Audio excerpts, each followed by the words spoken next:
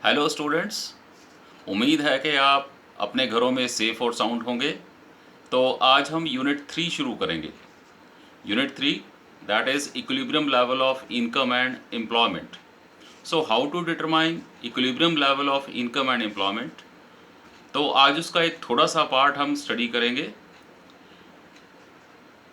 इसमें हम पढ़ेंगे केन्सियन अप्रोच के बारे में। केन्स जो कि एक मॉडर्न इकोनॉमिस्ट हैं, जब 1933 का ग्रेट डिप्रेशन का टाइम पीरियड था, पूरे वर्ल्ड में डिप्रेशन छाया हुआ था, तो ये एक अपनी नई थ्योरी के साथ दुनिया के सामने आए। तो बहुत इम्पोर्टेंस दी है इकोनॉमिक्स ने इनको। सो इनकी थ्योरी के बारे में हम पढ़ेंगे।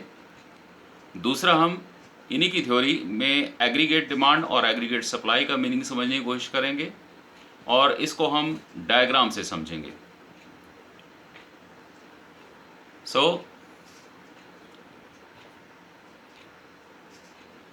So according to Keynes, let's try to understand the meaning of aggregate demand.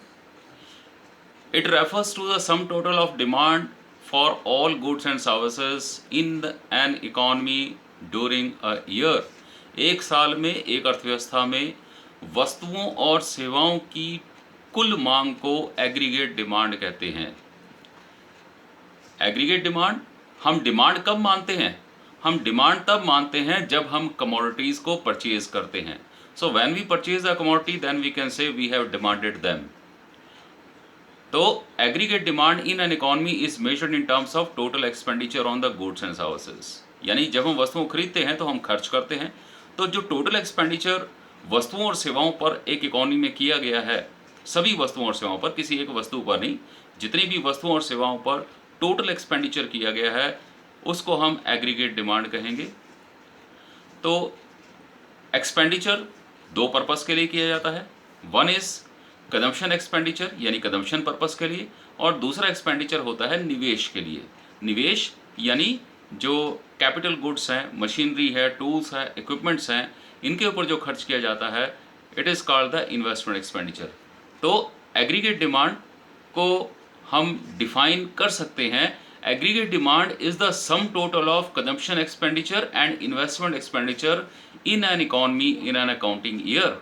किसी एक वित्त वर्ष में, एक अर्थव्यवस्था में वस्तुओं और सेवाओं पर किया गया कुल उपभोग व्यय और निवेश व्यय के जोड़ को एग्रीगेट डिमांड कहते हैं। इसको फॉर्मूला शेप में हम कह सकते हैं AD is equal to C plus I. Aggregate demand is equal to C मतलब उपभोग व्यय, कंजम्पशन एक्सपेंडिचर, और I का मतलब है निवेश व्यय, इन्वेस्टमेंट एक्सपेंडिचर। लेट्स सी कि एग्रीगेट डिमांड होता क्या है, बिहेवियर इसका कैसा रहता है। So according to this schedule, ये जो आपके सामने तालिका है, दो चीज़ें इसमें दी गई हैं, इनकम और दूसरी चीज़ है एग्रीगेट डिमांड। आप इसको देखिए और समझने की कोशिश कीजिए कि दोनों में कैसा रिलेशनशिप है। Remember, aggregate demand income level के ऊपर डिपेंड करती है। यहाँ पर एग्रीगेट डिमांड एक व्यक्ति की मांग नहीं है, बल्कि एक इकोनॉमी में रह रहे सभी व्यक्तियों की टोटल डिमांड है, सभी वस्तुओं की। और ये जो इनकम लेवल है, ये अर्थव्यवस्था का राष्ट्रीय आय का स्तर है। तो जब अर्थव्यवस्था में इनकम लेवल 0 होता है तो एग्रीगेट डिमांड अपने मिनिमम लेवल पर होती है। इस एग्जांपल में जब इनकम लेवल 0 है तो एग्रीगेट डिमांड 20 है। यानी जब हमारी इनकम 0 होती है तब भी हम कुछ ना कुछ उपभोग व्यय या निवेश व्यय करते हैं। तो वो कहाँ से किया जाता है? जब हमारी आय 0 है तो हम ये एक्सपेंडिचर हम कहाँ से कर रहे हैं? So this expenditure is made from our previous savings. So this is known as dissaving. इस प्रक्रिया को हम डिस सेविंग कहते हैं, क्योंकि ये एक्सपेंडिचर हमारी प्रीवियस सेविंग्स में से किया जाता है, या हम किसी से बोरो करके ये एक्सपेंडिचर करते हैं।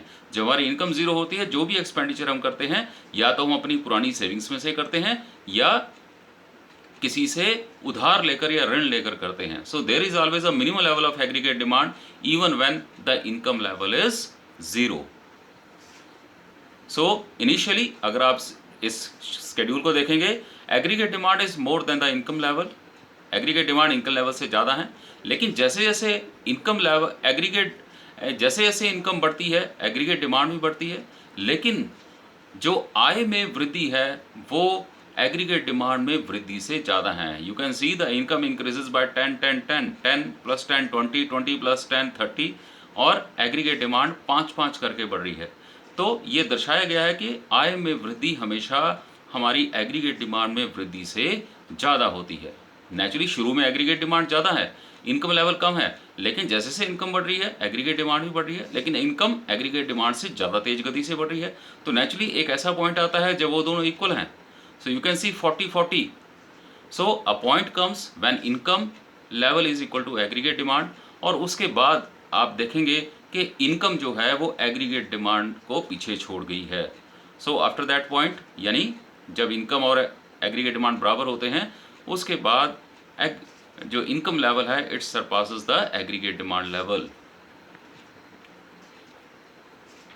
नाउ एग्रीगेट डिमांड कर्व किस प्रकार का होता है, इसी स्केड्यूल को हम यदि हम कर्व में उतारें तो हम 2 डायमेंशनल फिगर लेते हैं, एक्स एक्सिस पे इनकम और वाई एक्सिस पर हम एग्रीगेट डिमांड लेते हैं।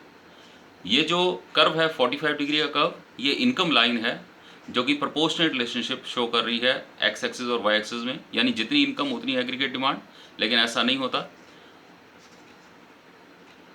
You can see aggregate demand, this is the aggregate demand curve AD.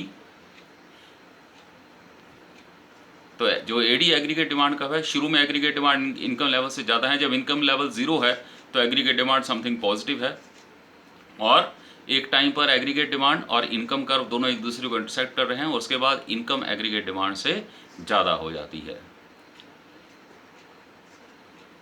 दूसरा कंसेप्ट एग्रीगेट सप्लाई, यानी समग्र पूर्ति, इसे हिंदी में कहते हैं एग्रीगेट सप्लाई।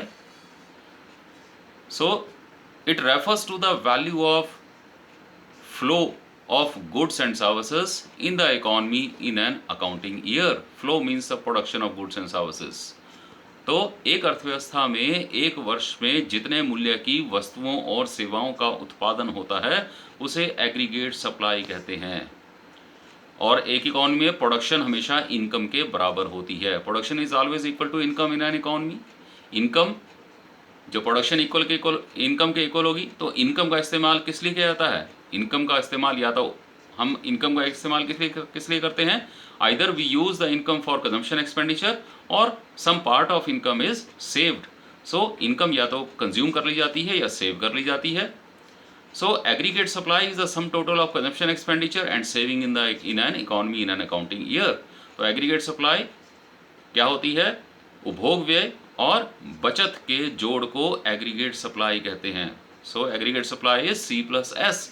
जिस तरह से हमने एग्रीगेट डिमांड को डिफाइन किया था, एग्रीगेट डिमांड थी C प्लस आई, जबकि एग्रीगेट सप्लाई है C plus S, consumption plus saving, और एग्रीगेट डिमांड क्या थी, कंजम्पशन प्लस इन्वेस्टमेंट। तो इस बात को आप ध्यान में रखिए, AD is C plus I, AS is C plus S.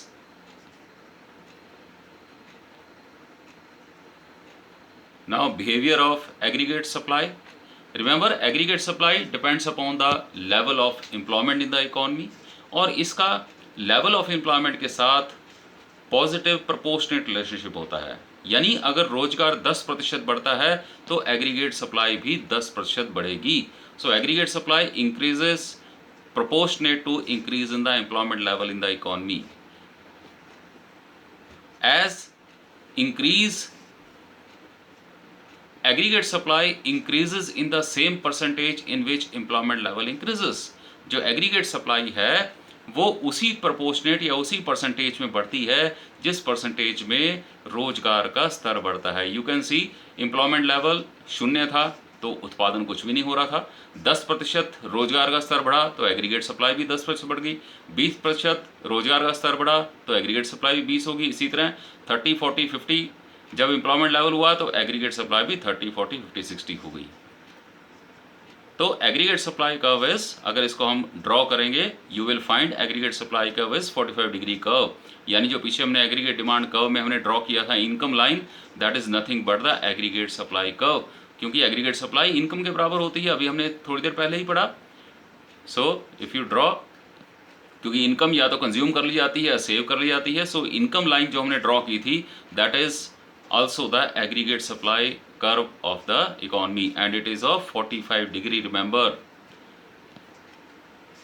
Now equilibrium level कैसे डिटरमाइन होता है इनकम और आउटपुट का एक इकोनॉमी में? तो एक इकोनॉमी में वहां पर इक्विलिब्रियम लेवल होता है जहां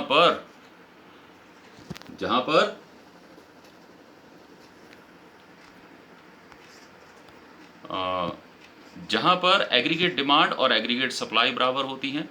you can see the level of income और employment.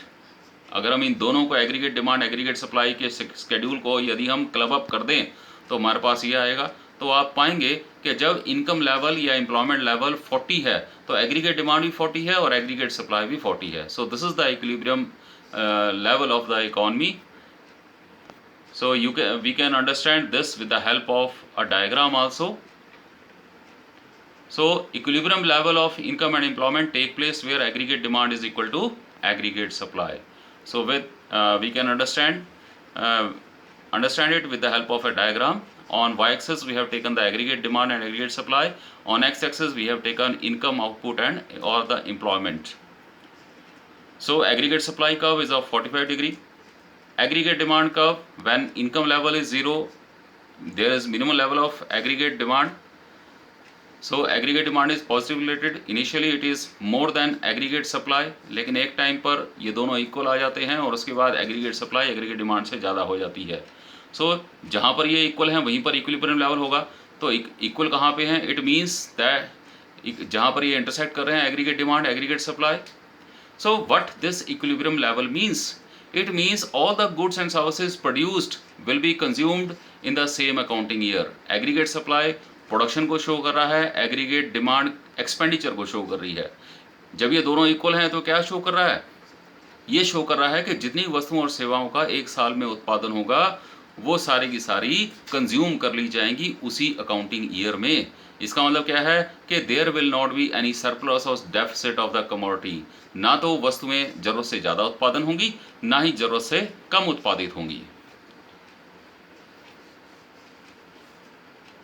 So in this diagram E is the point of equilibrium.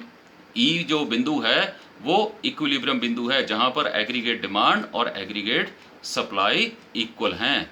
और इसमें जो OQ है that is the equilibrium level of income output and employment. So OQ level जो है ये आय का या उत्पादन का या रोजगार का संतुलन स्तर है। यानी अगर अर्थव्यवस्था OQ स्तर पर उत्पादन करती है या अर्थव्यवस्था की OQ स्तर की आय रहती है या अर्थव्यवस्था OQ स्तर का रोजगार प्रदान करती है तो इस स्तर पर जितनी वस्तुएं उत्पादित होंगी वो सारी की सारी खरीद ली जाएंगी। कोई भी सरप्लस या डेफिसिट प्रोडक्शन नहीं होगी। यानी एग्रीगेट डिमांड एग्रीगेट सप्लाई के बराबर होंगे। यदि if economy want to produce at more than equilibrium level of output से OQ1, अगर अर्थव्यवस्था OQ1 स्तर पर उत्पादन करती है तो ये स्तर संतुलन स्तर से ज़्यादा स्तर है। तो क्या इस पर इक्विलिब्रियम नहीं हो सकता? No, there will not be equilibrium, क्योंकि इस बिंदु पर क्या है? Aggregate demand is less than aggregate supply. Remember, aggregate demand को पहले बोलना है आपने। So at OQ level of output aggregate demand is less than aggregate supply. इसका मतलब क्या है? It means all goods produced will not be purchased. इसका मतलब क्या है कि जितनी वस्तुएं उत्पादित होंगी वो सारी की सारी वस्तुएं खरीदी नहीं जा सकेंगी। तो ऐसे स्तर पर जो AB अमाउंट ऑफ गुड्स है विल रिमेन अनसोल्ड। तो कितनी वस्तुएं नहीं बिक पाएंगी? उत्पादन हुआ Q1A का और खरीदी गई Q1B, तो कितनी वस्तुएं बिना बिकी रहेगी? सो AB amount of goods will remain unsold. AB amount की वस्तुएं बिना बिकी रह जाएंगी। तो नेचुरली ये इससे क्या होगा? उत्पादकों के पास वस्तुओं का स्टॉक बढ़ जाएगा। AB वस्तुएं उन्हें अपने स्टॉक में रखनी पड़ेगी जो कि नहीं बिकी हैं। So inventory will increase with the producers. तो फिर प्रोड्यूसर्स क्या करेंगे? Producers try to produce less in the subsequent year. और आने वाले साल में उत्पादक पहले से कम उत्पादन करेंगे क्योंकि उनके पास AB वस्तुएं पहले से ही स्टॉक में हैं। तो इसलिए वो अगले साल उत्पादन कम होगा और उत्पादन कम होने के साथ इनकम कम होगी और एग्रीगेट डिमांड भी कम हो जाएगी। और ये तब तक चलता रहेगा जब तक ई बिंदु पर एग्रीगेट डिमांड और एग्रीगेट सप्लाई बराबर नहीं आ जाते। लेकिन क्या इससे कम जो OQ लेवल है, संतुलन स्तर का उत्पादन है, क्या इससे कम स्तर पर उत्पादन हो सकता है? So let us see, if the economy want to produce less than the equilibrium level of output से OQ1, सो अगर OQ1 स्तर पर उत्पादन होता है तो ऐसी स्थिति में क्या होगा? ऐसी स्थिति में एग्रीगेट डिमांड एग्रीगेट सप्लाई से ज़्यादा होगी, यानी अर्थव्यवस्था में उत्पादन है Q1D और लोग खरीदना चाहते हैं कितनी वस्तुएं? Q0C। सो Q0D उत्पादन है और वस्तुएं खरीदना चाहते हैं Q0C। तो at OQ0 level of output, aggregate demand is more than aggregate supply. It means people want to spend more than the good produced in the economy. So there is a deficit of CD amount of goods. तो ऐसे cases में जो producers के पास inventories हैं उसमें कमी आएगी। Producers के पास जो वस्तुओं और सेवाओं का स्टॉक है जो उन्होंने इमरजेंसी के लिए रखा हुआ था उसमें कमी आएगी। तो CD वस्तुओं की अभी भी मार्केट में कमी है। तो ऐसे केस में प्रोड्यूसर्स क्या करेंगे? आने वाले साल में what they will do, they will try to increase the production by making more investment. So it will the production will increase, और प्रोडक्शन बढ़ेगा तो एग्रीगेट सप्लाई भी बढ़ेगी एंड एग्रीगेट डिमांड भी बढ़ेगी, और ये तब तक होता रहेगा जब तक एग्रीगेट डिमांड और एग्रीगेट सप्लाई ई बिंदु पर नहीं आ जाते। तो अर्थव्यवस्था का संतुलन स्तर OQ स्तर का ही उत्पादन है जहां पर एग्रीगेट डिमांड और एग्रीगेट सप्लाई दोनों बराबर हैं। सो आई होप कि आपको ये समझ में आ गया होगा। सो आप क्वेश्चंस करेंगे कुछ जितना मैंने पढ़ाया है। पहला क्वेश्चन करेंगे define aggregate demand, then define aggregate supply, then write the behaviour of aggregate demand with a schedule and the diagram.